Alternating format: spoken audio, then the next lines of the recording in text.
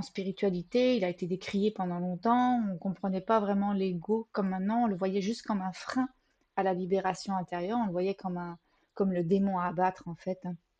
Parce que c'est lui qui va mettre des limites, qui va mettre des barrières qu'on peut considérer comme des freins en fait, si on veut aller à un certain limite. C'est sûr que si on veut faire des sorties de corps et qu'on n'y arrive pas, on va peut-être se dire mon ego il me fait chier. Ben oui, mais peut-être parce que si toi tu fais des sorties de corps, tu vas te mettre dans la merde. Peut-être que ton voisin il peut le faire et que son ego le laisse faire parce que lui, c'est pas dangereux pour lui, parce que lui, ça rentre dans son champ de ça va, c'est sécure, je peux le faire. Parce qu'on n'est pas tous structurés de la même façon, on n'a pas tous les mêmes limites.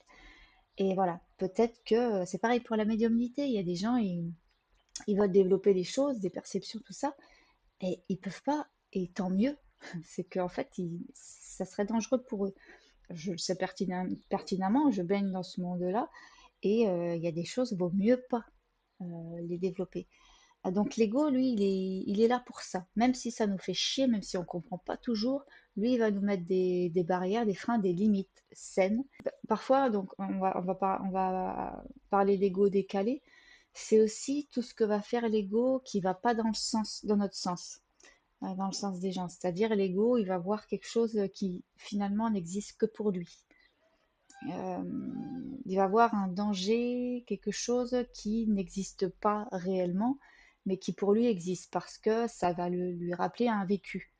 Euh, Si par exemple vous êtes une femme qui avait été agressée dans la rue, ou un homme qui a été agressé dans la rue, une personne qui a été agressée dans la rue, et que vous n'avez jamais réglé ce trauma-là, euh, peut-être que à chaque fois que vous allez sortir dans la rue, alors, peut-être déjà que votre ego il va dire tu sors plus dans la rue le soir, par exemple.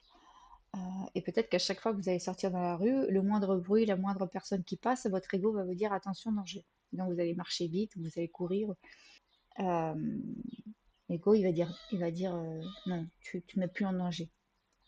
Là du coup, ça devient un frein parce que ben, vous allez vous empêcher d'aller voir vos amis le soir, voilà.